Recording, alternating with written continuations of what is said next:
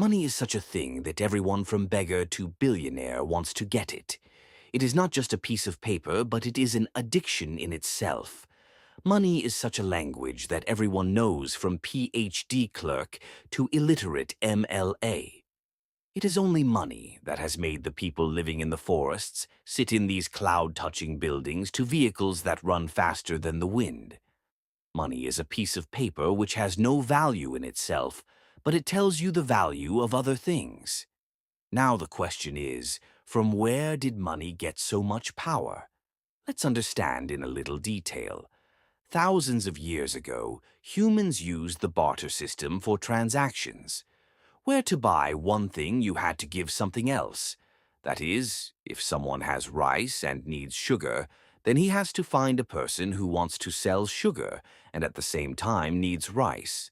Due to many such problems, people thought something different and started commodity. People made money out of everything that was useful to everyone, and people started doing business through cattle, grain, tobacco, and liquor. But there was a problem with this too. It was very difficult to find out what is the true value of what I have.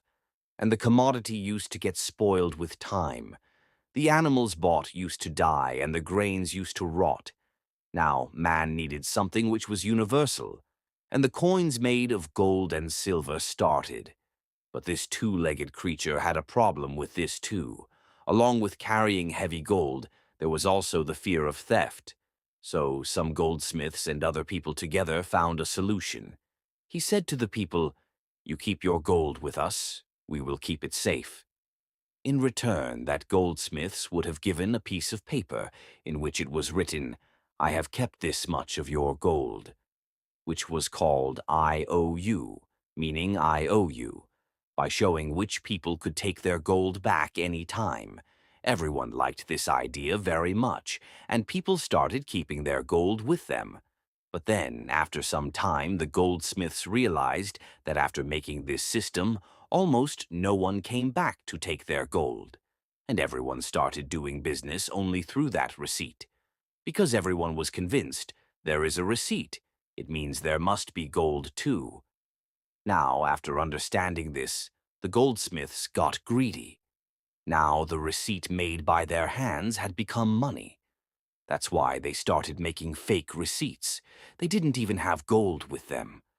But still, they used to make more receipts. This is how the world's biggest legal scam started, which is still going on.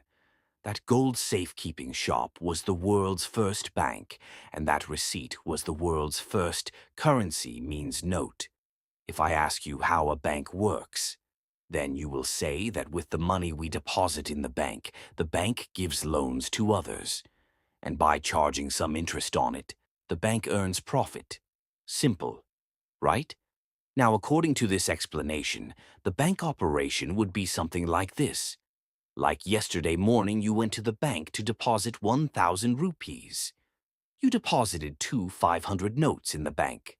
What will the bank do after that? They will keep a 10% cash reserve as per the rule, and will give the remaining 900 rupees on loan to someone else. And if this bank charges 12% interest annually from the person with the loan, and gives you 4% interest per annum, so the remaining 8% became their profit. Right? All the commercial banks of the world operate on the same basic principle. But banks don't just make money like that. There is a big game behind it which most of the people do not know, and that game is this. That bank can easily make your deposit of 1,000 rupees to 10,000 rupees, and can do business with it. And how does that happen? Let's understand. Suppose you go to the bank and deposit 1,000 rupees. The bank will keep 10% cash reserve as per the rule, and will give the remaining 900 rupees on loan to someone. But watch carefully what happened here. If you check your balance after depositing your money, you will be shown the same 1,000 rupees. And here the person who had applied for the loan and the bank gave him the loan. If he also checks his balance, he will also see 900 rupees. This means both of you have purchasing power of 1,000 rupees and 900 rupees in your hands. whereas in reality that bank has only 1,000 rupees in cash. Means that bank, just by typing some numbers on its computer, created currency of an extra 900 rupees in the market, which is of course virtual because there is no cash to back it. And this game does not end here, it goes much further. Like the person who applied for a loan of 900 rupees. He would not have applied for the loan without any reason. He must have needed those 900 rupees to buy something.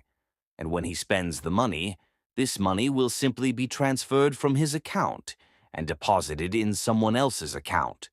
And the bank will again reserve 10% of this 900 rupees and again lend the remaining 810 rupees to someone else.